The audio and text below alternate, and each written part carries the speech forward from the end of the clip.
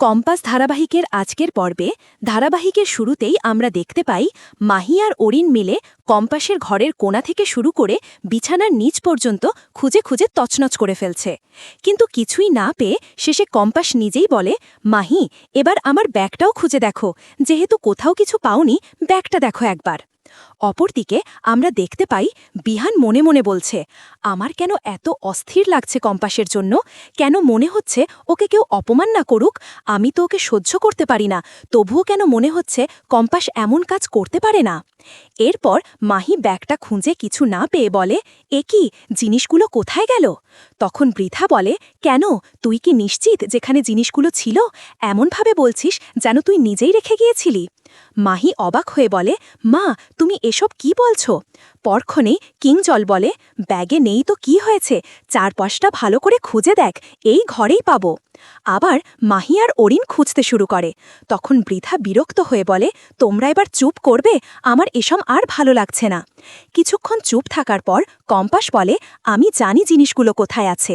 তার এমন কথা শুনে কিংজল বলে, তুমি কি আমাদের সাথে মজা করছো?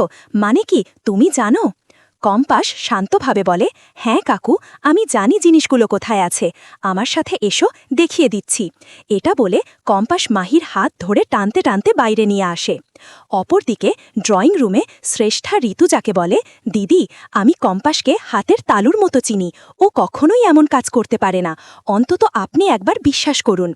ঋতুজা বলে, আমি খুব ভালো করেই জানি, তাছাড়া বিহানও বিশ্বাস করে না যে কম্পাস এমন কিছু করতে পারে। এরপর কম্পাস টাকা, গয়না আর মাহিকে টানতে টানতে ড্রয়িং রুমে নিয়ে আসে। কম্পাসের হাতে টাকা গয়না দেখে মোনালিসা বলে, তাহলে তুই চুরি করেছিলি?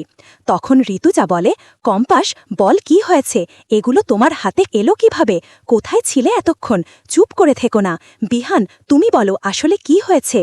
বিহান মাহির দিকে তাকিয়ে বলে, তুই নিজে বলবি নাকি আমাদের বলতে হবে? তখন বৃথা রেগে যায়, মাহি, এতক্ষণ তো তুই খুব গলাবাজি করছিলি কম্পাসকে দোষ দিতে, এখন কেন চুপ করে আছিস? সবাইকে সত্যিটা বল, তুই নিজেই চুরি করে নিজের ঘরে লুকিয়ে রেখেছিলি, সবার সামনে তুই আমাদের মাথা নিচু করে দিলে, ভাবতেই পারিনি তুই এমনটা করতে পারবি। এদিকে কম্পাস বলে ওঠে, মাহি কাউকে ওর কুকীর্তির কথা বলতে পারবে না। আমি বলছি কাকুমণি, আপনাদের ঘর থেকে টাকা গয়না সরিয়ে আমার ঘরে লুকিয়ে রেখেছে ওরা, আর আমাকে চোর সাজানোর চেষ্টা করেছে ওরা, আর এই পুরো প্ল্যানটা করেছে মাহি আর অরিন মিলে। ওই দিন আমি ওর ভাইকে সবার সামনে পিটিয়েছিলাম, সেই প্রতিশোধ নিতেই এই নাটক সাজিয়েছে, তাই না মাহি? মাহি তখন চুপ করে দাঁড়িয়ে থাকে। কম্পাস আবার বলে, আমি হলাম দ্য গ্রেট কম্পাস, আমার সাথে লাগতে এলে আমি নাকানি চুবানি খাইয়ে ছাড়ব। আমার ব্যাগের ভেতরে অনেক কিছু আছে যেগুলো তোমরা আন্দাজি করতে পারবে না।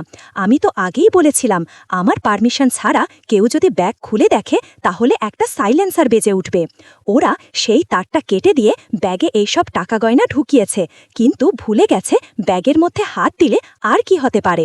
তারপর কম্পাস ব্যাগ থেকে ল্যাপটপ বের করে, তাতে পেনড্রাইভ লাগিয়ে পুরো ঘটনাটা সবাইকে দেখিয়ে দেয়, আর বলে, আমার মা অসুস্থ, হাসপাতালে ভর্তি, ওনার জন্য অনেক টাকার প্রয়োজন, কিন্তু আমি আমার পরিশ্রমের টাকা দিয়ে মাকে সুস্থ করব। এই বাড়ির এক পয়সাও আমি স্পর্শ করব না, কারণ আমার বাবা মা আমাকে সে শিক্ষা দেয়নি।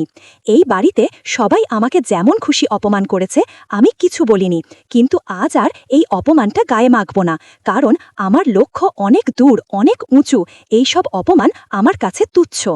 কম্পাসের এমন কথা শুনে সবাই নিঃশব্দ হয়ে যায়, কেউ কিছু বলতে পারে না।